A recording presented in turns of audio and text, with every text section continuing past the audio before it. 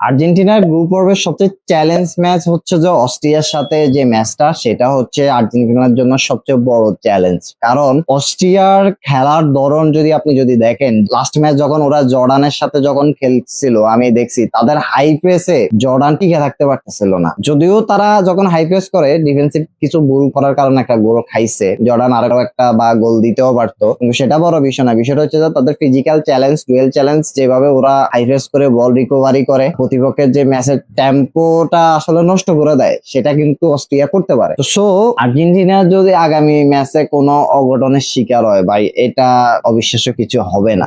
এখানে আপনি এই বিশ্বকাপে কাউরে র্যাঙ্কিং দিয়ে বিবেচনা করলে হবে না। ছোট ছোট দলগুলা এই বিশ্বকাপে যে পরিমাণ পারফরমেন্স করতেছে, সব ধরনের বড় বড় দলগুলার বিপক্ষে তাদের যে গেম প্ল্যান থাকে সেটা ওভার এক্সিকিউট করতে পারতেছে। তো আর্জেন্টিনার ম্যাচটা হচ্ছে যে সবচেয়ে বেশি থ্রেটফুল হবে মানে আর্জেন্টিনার জন্য। কারণ গ্রুপ পর্বের এই ম্যাচটা যদি আর্জেন্টিনা জিতে, তাহলে হচ্ছে যে ওরা গ্রুপ পর্ব থেকে রাউন্ড অফ 32 তে চলে যাবে নিঃসন্দেহে। আর যদি অস্ট্রিয়া জিতে, অস্ট্রিয়াও কিন্তু চলে যাবে। তো সো অস্ট্রিয়ার আসলে আমার মনে হয় যে প্রথম 20-30 মিনিটে ওদের আসলে টার্গেট থাকবে যে আর্জেন্টিনার এগেনস্টে তারা স্কোর করে নিতে। কারণ আর্জেন্টিনার এগেনস্টে যদি তারা স্কোর করে নিতে পারে, তাহলে ওরা আবার হচ্ছে ডিফেন্সিভ খেলা শুরু করে দিবে, যেটা আর্জেন্টিনার জন্য টাফ হয়ে দাঁড়াইতে পারে। যদিও হচ্ছে যে আর্জেন্টিনা এসব ইন্টেন্সিটিভ ম্যাচ গুলা হচ্ছে যে কন্ট্রোল করতে পারে। আর্জেন্টিনার ওই মেন্টালিটি 2022 সালে হয়ে গেছে। ফিজিক্যাল চ্যালেঞ্জের বিপক্ষে আর্জেন্টিনা কিভাবে টেকনিক্যালি হ্যান্ডেল করতে পারে সেটা কিন্তু 2022 সালে আমরা দেখছি। নেদারল্যান্ডের বিপক্ষে যে ম্যাচটা, সেটা তো মানে ভাই কি মারামারি একটা ম্যাচ ছিল, এটা আমরা এখনো ভুলি নাই। 2022 সালের ফাইনাল ফ্রান্সের বিপক্ষে ম্যাচটাও কিন্তু খুব হাই ইন্টেন্সিটিভ ম্যাচ ছিল। কার্লো আনচেলত্তি একটা কথা বলছে যে আর্জেন্টিনা নাকি এই হাই ইন্টেন্সিটিভ ম্যাচ গুলা মানেতে তারা দাঁড়াইতে পারে না, মোকাবেলা করতে পারে না। বাট কার্লো আনচেলত্তি এটা কোন হিসাবে বলছে, কোন ক্যালকুলেশনে বলছে উনি বলতে পারে, কিন্তু আর্জেন্টিনা কিন্তু প্রমাণ করছে যে তারা এইসব ম্যাচে কিভাবে প্রপার এক্সিকিউট করতে পারে। আর সবচেয়ে বড় বিষয় হচ্ছে যে ম্যাচ যদি মেসি কেন্দ্রিক যদি আবার যদি স্কালোনে যদি সাজায়, তাহলে যেটা হইতে পারে আমি মনে করি যে লাউতারো মার্টিনেজের পজিশনে যদি আলভারেজ ফিট থাকে, ওইটা ওরা খেলাইতে পারে। আর সবচেয়ে ভালো হচ্ছে যে সিমিওনে এবং হচ্ছে নিকোল গঞ্জালেস উইং এ যদি খেলায়, মেসি যদি একটু মিডে নাইমা খেলায়, তাহলে হয়তো বা আর্জেন্টিনা হচ্ছে যে কিছু অ্যাডভান্টেজ পাবে। এটার কারণ হচ্ছে অস্ট্রিয়া যখন হাই প্রেস করে উপরে চলে আসবে, উইং দিয়া হচ্ছে স্পেস নিয়ে হচ্ছে যে আর্জেন্টিনা কাউন্টার অ্যাটাকে চলে যাইতে পারে। আর কাউন্টার অ্যাটাকের জন্য সিমিওনে আর হচ্ছে আলভারেজ আর হচ্ছে যে নিকো গঞ্জালেস, এই তিনজন কিন্তু মোটামুটি একটা বন্ডিং আছে। অ্যাটলেটিকো মাদ্রিদে আমরা কিন্তু এটা দেখছি যে ওরা এটা করতে পারছে। তো আর্জেন্টিনার জন্য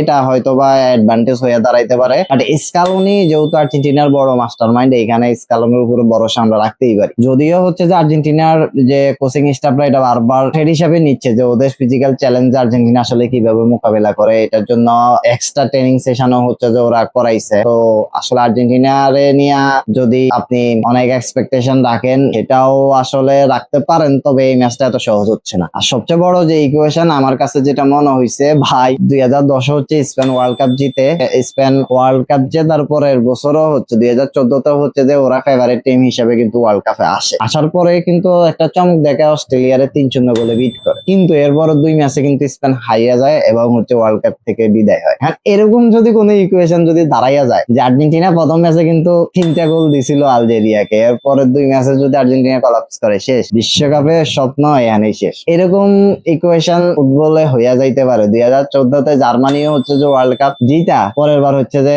গ্রুপ স্টেজ টপকাইতে পারে। ফুটবল ইতিহাসে টপি ডিফেন্ড করতে পারতেছে 2টা দল, একটা হচ্ছে ব্রাজিল আর একটা হচ্ছে ইতালি। এটা আসলে খুবই চ্যালেঞ্জ। অস্ট্রিয়ার ফেসিং আর্জেন্টিনা মেন্টালিটি ভাবে উইনিং একটা মেন্টালিটি নিয়ে আগাইতে পারবে, এটা বোঝা যাচ্ছে। কিন্তু আর্জেন্টিনার রিসেন্টলি হচ্ছে মন্টিয়াল, তালিয়াফিকো, ওরা যেভাবে হচ্ছে ইনজুরিতে আছে, এটাও আর্জেন্টিনার 2 ফুলব্যাক হচ্ছে যে আসলে এখন খুব নড়বড় অবস্থায়। গতবার ম্যাচে হচ্ছে যে মেদিনা স্টার্ট করছিল, মন্টিয়াল স্টার্ট করছিল, বাট দুজনের থেকে এত বেশি ভালো কিছু আশা করতে পারিনি। যদি এবার যদি মলিনা স্টার্ট করে, ওইদিকে হচ্ছে যে মেদিনা বা গেই যদি স্টার্ট করে, তাহলে হয়তো বা ভালো কিছু আশা করা যাইতে পারে। তবে ডিফেন্সে কুটি রোমেরো এবং হচ্ছে লিসান্দ্রো মার্টিনেজ কিন্তু যথেষ্ট ভালো করছে। গত ম্যাচে তারা হচ্ছে যে ডিফেন্সে বেশ করে হচ্ছে যে লিসান্দ্রো মার্টিনেজ, তার কথা আসলে যদি বলি, তার লং পাস গুলা খুব অসাধারণ এবং হচ্ছে যে ক্লিয়ারেন্সটা, ডিফেন্সিভ ক্লিয়ারেন্সটাও হচ্ছে যে ভালো। মিডফিল্ডে তো আমাদের যে মিডফিল্ড ইঞ্জিন আছে সেটা হচ্ছে রদ্রিগো দি পল। রদ্রিগো দি পল আর হচ্ছে যে মেসির যে কেমিস্ট্রি, এটা নিয়ে আমি আমার আগের ভিডিওতে বলছি যে তারা ইন্টার মায়ামিতে গেছে এই উদ্দেশ্যে। রদ্রিগো দি পল ইউরোপ সাইডে ইন্টার মায়ামিতে যাওয়ার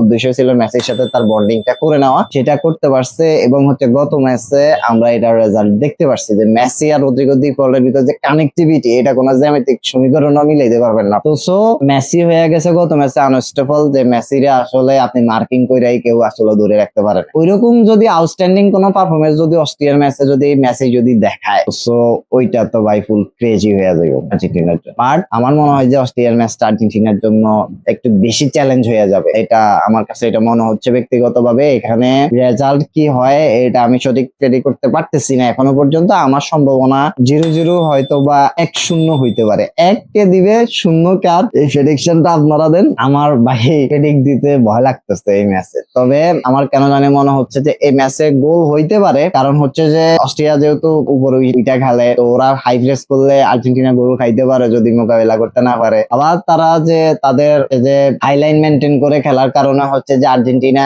পিছনে স্পেস পাবে, ওই স্পেসে যদি মেসি কোন রকম যদি একটা থ্রু পাস দিয়ে দিতে পারে, ওইখানে কিন্তু হচ্ছে ভাই আর্জেন্টিনা হচ্ছে স্কোর করে দিবে। তো ম্যাচটা মানে একটা ইন্টারেস্টিং ম্যাচ হইতে পারে, কারণ আর্জেন্টিনার জন্য এই ম্যাচ চ্যালেঞ্জ। এই ম্যাচ যদি মোকাবিলা করতে পারে আর্জেন্টিনার, আসলে বিশ্বকাপের প্রিপারেশনটা আসলে বোঝা যাবে যে না আর্জেন্টিনা মোটামুটি তাদের ট্রফি ডিফেন্ড করার জন্য মোটামুটি প্রস্তুত। এই ম্যাচটা আসলে খুবই ক্রেজি একটা ম্যাচ হইতে যাইতেছে। তো আপনার প্রেডিকশন কি, আপনি আসলে কি চিন্তা ভাবনা করতেছেন এটা জানাবেন। আর প্রেডিকশন যদি মিলা যায় তাহলে তো কোনো কথাই নাই। তো ম্যাচ আর্জেন্টিনার প্রেডিক্টে কারোর প্রেডিকশন মিলে নাই, মেসি এরকম একটা ম্যাচ সবাই দিয়ে দিবে সেটা কেউই ভাবে নাই। বাট আমরা বিশ্বাস করি যে আর্জেন্টিনা আবার এই ট্রফি ডিফেন্ড করার জন্য প্রস্তুত, এবং আর্জেন্টিনা যে উইনিং মেন্টালিটি এবং হচ্ছে 2022 সালের যে মেন্টালিটি সেটা নিয়েই হচ্ছে বিশ্বকাপে আসছে, এবং এই বিশ্বকাপে ওরা ছাড় দেওয়ার জন্য আসে না।